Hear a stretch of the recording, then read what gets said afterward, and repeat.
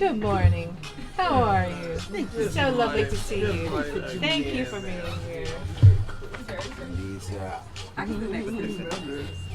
All right, y'all, Rick's About the Morning Show, man. We are joined this morning by a genuine icon of R&B, and he has generated over 23 billion streams across his catalog. Ladies and gentlemen, y'all please welcome the one and only Neo in the building. Yeah. What's going on? Man, one of the best stage shows on earth. I promise Thank you, brother. Seen it with my own eyes, man. Let me just tell you, man, we just played your new song, Up, Out, Gone. And we absolutely love it. And it definitely has a mix of country, R&B, and pop, pop vibes all in one. Yes, but how would you describe the new sound? Well, that's the thing. This whole project is full of music inspired by all the things I love about country music. Like fun fact, I've been a country music fan for a real long time. A large part of why I write the way I write is because of country music. I was introduced to it when I was around 8 or 9 years old. So my mom worked 3-4 jobs, you know what I'm saying? You know how that thing go. But I would wait for her to come home every night, growing up in Las Vegas, of course. So I would wait for her to come home every night. She'd come home with a different kind of music every night. Yeah, so one night she came home with Reba McEntire, who I did not know who this was, but the first country song I ever heard was Fancy by Reba McEntire. I don't know if you're familiar, but if not, you should check that out. And I was hooked. It was the storytelling of it. It was the vulnerability of it. It was the fact that, it was it was kind of a tragedy to triumph type story. But anyway, I fell in love with the cadence. I fell in love with the sound. And I always took the best parts of country music to me and incorporated them into the music I was already writing. So this wasn't much of a jump, to be honest. One of the best stories, that damn Charlie Daniels, man, the devil went down to Georgia. Man, he was looking for a soul to steal. That's one of the ones. Yeah, man. Yes, sir. Let's make a deal. Boy, that damn Charlie Daniels, man, the devil went down to Georgia. I swear. Yes, sir. All-time favorite. But who is your favorite country artist? Favorite country artist? Probably Garth Brooks. Yeah. I think I know more of his songs than anybody else. But there's a whole bunch of new country artists that I appreciate as well. I ain't as familiar with the names. But yeah, we went down to Nashville for like a month and a half to do this project. I told myself I wasn't gonna do anything country inspired and not touch Nashville. That don't make no sense. Right. But it was a breath of fresh air, man. Just writing down there. Nobody walked in the studio with their ego. You know what I'm saying? It was just about making some good music. And, the sessions was early because people had to go get their kids. It was like real life, like real people stuff. You know what I mean? It was good. It was good. I did not know. Now, I told you how much I love this song. Indeed. I didn't know the country was intentional. I thought it just was sounded, like country music. But I love, because I grew up on country music. I had to watch Hee Haw, Porter Wagoner, Dolly Parton, Charlie Pride. All the country people. I had to listen to that growing up. One of the things I love about country music is that you could be a dude with a dog and a regular job and like they celebrating you. Like it's just celebrating being a regular person. You ain't got to be the coolest dude in the room. You ain't got to have all the money. You ain't got to always get the girl. Right. Dolly Parton's Jolene is about a woman begging another woman not to take her man. Right. Yes, she did. You will never hear an R&B artist sing this song because everybody too cool. Everybody too cool to admit So it. right. That was one of my favorite songs too, Jolene, honey. It's You are vulnerability, so right. man. It's like it's the reality of like 90% of the world. Everybody ain't cool like that. It's just what it is. No, And but there's I nothing will wrong with it. ask you this though. Neil, did you ask Beyonce if you could do country? I did not. Why would I ask? Well, I thought He's she being was so a big messy. country. I thought she was a big country. Leo, why is it so hard for black artists to be accepted in the country music world? Why? I understand they're overprotective and all of that stuff, but country music kind of started with black people. I mean, as a lot of music did. It ain't no kinda. It definitely did. Okay. But you know what? I don't. Okay, so when I let it be known that I was gonna do this project. You know how people put their fears on you, right? Somebody go down there and have a bad experience, and all of a sudden they're like, "Oh, don't go down there because this gonna happen, that gonna happen," and they clickish and they do this. That was not my experience. Oh, good. Now, I don't know if I can't speak on nobody else's experience, from what it was then, but now the doors is wide open. They want you to come over there and experience what it is they doing, but they want you to do it for the right reason. They don't want you to come over there, get a bag, and leave. Right. Right. You know what I'm saying? Okay. They want you to appreciate the craft, and I had no problem with that. I've had an amazing Nashville, an amazing country experience. I got to perform at the Grand Ole Opry, which is like Wow. like A country dream royalty. come true. Wow. Yes. Yeah, yes. man. So and that was probably the most nervous I've been in a really, really long time, because I felt like, all right, if I'm gonna get any kind of backlash or any kind of pushback, it's probably gonna be here, because this is like old school traditional country. You better not mess up. Yeah. Yeah. Like that. But Neil, on that same vein, wouldn't you say that the artistry kind of overrides the biases when it comes to music? Like, at the end of the day, the artistry is what it's all about, and it's not really the different. All the genres blend in together: country, gospel, jazz, R&B, hip hop, rock. It all kind of is a whole gumbo of just artistry and creativity. So it overrides all of that. I definitely agree with you. I mean, in a perfect world, it would override all that, but everybody don't think like that. However, I gotta say, all of the negativity that I expected to find in Nashville, I ain't found none of it. That's it awesome. Didn't happen like that. Good it was for all you. love. Did you get to go around to like some of the little local bars downtown and hear those guys? Yeah. Oh, you know what it is. Man. Yeah, man. So this song is kind of inspired by, so Broadway is the name of the street. And to anybody that don't know, if you've never been to Nashville, a street called Broadway, it's just bars on bars on bars. Yes. Like, just as far as the eye can see. And the crazy thing is, you can poke your head in any of these bars at any given moment and hear somebody on stage live just killing it. Like, damn, why you ain't got a record deal? And dude's like, Right. no, I'm here every Saturday, bro. I'm good. Like, they really appreciate the music still out there. Like, that was one of the things I really loved about it. Nice. Yeah, man. So it's interesting to me because you wrote Irreplaceable, which is arguably one of the hottest and biggest songs of the 2000s. And I heard, you have to clear this rumor up, that it was really a country song. That is not a rumor. That is actually true. So when I first got to the studio that day with Stargate, shout out to Stargate, there was no drums on it yet. It was just the guitar strum part. So I'm like, okay, cool. We're going to do some country today. All right, cool. So I kind of wrote it the way that I wrote it in the style of a country song. And then they put the drums on it later on, which kind of gave it a whole other thing.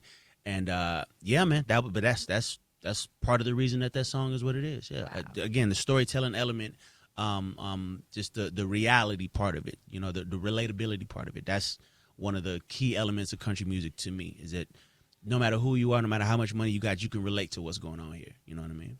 You know, Neo, man, this thing been on my spirit all week. You know that Easter has not been the same since they got rid of Payless shoes. Wow. Mr. Smiley, we have company in the building. That's a good part. Let that thing sit on you. I had not thought about that. Yeah, I'm gonna sit with that one for a minute. So speaking of Payless, Neo, man, oh man, you also in the gaming, right? You and T-Pain nominated for a Webby Award. Tell us about that. Yes, sir. Come on. Sir. Shouts to the Global Gaming League. It's a new concept. Celebrity team owners, but it's basically we trying to make the NFL of gaming. You know, so I have a team. T-Pain has a team. Shout out to my man Clinton Sparks, a large part of putting the whole thing together. I actually got a championship match happening very, very soon. Me and Howie Mandel has a team as well, and they're pretty good. But we gonna take them down anyway. But yeah, it's I would love to see that. How can we watch that? Oh, dang. It's on YouTube right now. Okay. But I think, you know, because it's still very, very new. It's only like 5 or 6 teams right this second. I got a team. I think Snoop got a team now. T-Pain's team, Howie Mandel's team. Wallow and Gilly, they got a team. Yeah, so it's a new concept, but it's dope. I gotta say it's dope. It's not just the current games. It's like all games. Like every team, you have a specialist for a specific game. So like the last one, we played everything from Call of Duty to Tetris. Like we went all the way across the board. It's every game. Tetris. Yeah, man.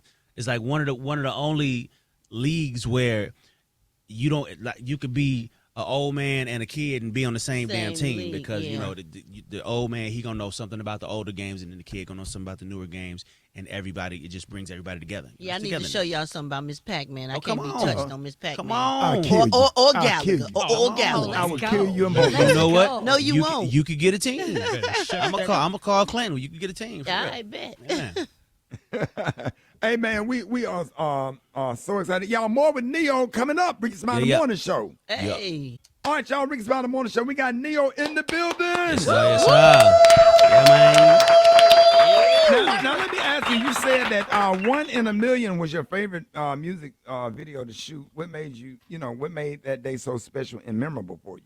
1 in a million. 1 in a million. I remember that. Well, first and foremost, that whole album, the Lieberscare album, was my first time trying to direct a music video, and if you watch those videos from let me see, it was Beautiful Monster, Champagne Life, and 1 in a Million. And if you watch them in that order, you see that they get better as they go. Because I was literally learning as we went. I had no idea what the hell I was doing. How the hell would they let me direct a video? Anyway, I know what I'm doing now, but at the time I didn't know what the hell I was doing. So 1 in a Million was my favorite because by that time, again, I knew a little bit more about what I was doing. I knew what I wanted it to look like, what angles I wanted to shoot from, and everything. And I feel like that video came out the best. So yeah, that was a special one. Yeah, man, I love that. I love the title of that song because Gary, it take you back to that original. That damn Larry Graham with all our stepdads used to play when they be mad at our mama. When our mama get ready to leave our stepdad, 1 in a million. Chance of a lifetime.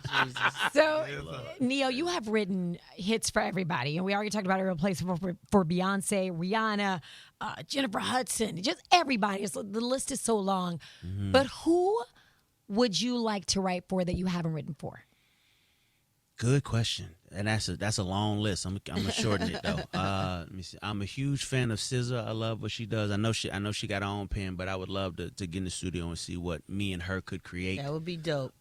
Just recently got in with Kalani. That's one scratched off the bucket list. It's one of the dopest voices, period, right now. Man, so me and Brandy went in and did some stuff a while back, and it got stolen and leaked. No. What? Yeah. I'll never forget this. So somebody broke into the studio, broke into Sony Studios in New York. This was a few years back. Somebody broke into studios and stole all the hard drives, and then like 2 weeks later, all the music that we did wound up on the internet. You could probably still find it on the internet somewhere. So yeah, that sucks. I would really love to go in with Brandy and do that the right way. You know what I'm saying? Because that stuff didn't make it. I just wonder how somebody can break in a damn studio. They can, and they do, child. Listen.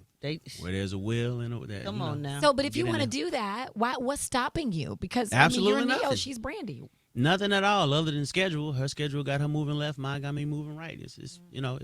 It's nothing specific stopping it other than just making it happen. And I'm a little busy, and she a little busy, so it just ain't happened yet. Okay, on a more personal tip, I got a question because a lot of dads in here. Indeed, we some good dads on this morning show. Now you're a dedicated dad. Yes, sir. Huh? You said we? Yeah, we are some good dads in here. Me, Ricky, and Rock T. I know, but he should exclude himself. Wait a minute. That's one of my claims to fame. I'm just messing with you. And I'm a granddaddy. You already know I don't like you like that, so I'm joking, okay? I was about to say, wait a minute now. So Neo, what's one piece of advice or life lesson that you absolutely want your kids to know? That them just being who the hell they are is okay. That you don't have to be what you see on IG. You don't have don't compare yours to what's going on so I'm raising 5 boys and 2 girls, right? Yes. My oldest boy is 14, and that's the conversation that we have the most right now is that what you see on IG you do not have to compete with that. You do not have to compare yourself to that. You can just be who you are, and that is enough. Like all that following this trend and none of that matters at the end of the day. The coolest thing you can do is just be who the hell you are, because it's only one you. That's great advice, and kids need to know that, especially now because there's a lot of pressure on kids in that generation. They compare themselves. Clout and they chase feel world right now. Yeah, we're in the world of clout chasers and fakers. Yeah, man. All right, man. So we're gonna go into this lightning round right here. You ready to have some fun? Here we go. Come on, man. What we doing? All right. So these are like 1-word answers or whatever. All right, here we go. All right. What movie title describes your life? Damn. 1 word? No, not 1 word, but just quick answer. Movie title. I don't know, man. Damn. The Shining. Hell, I don't know. There you go. Don't ask me why. I watched that the other night. I don't know. All right. The best strip club you ever been to?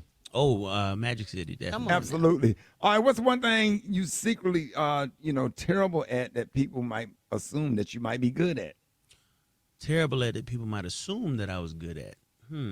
I can't drive to save my life. I realize this. Yeah. I'm a man that is aware of his limitations. You know what I'm saying? There's things I do exceptionally well and things that I should just not do. And I've learned that driving is one of them things. You know what?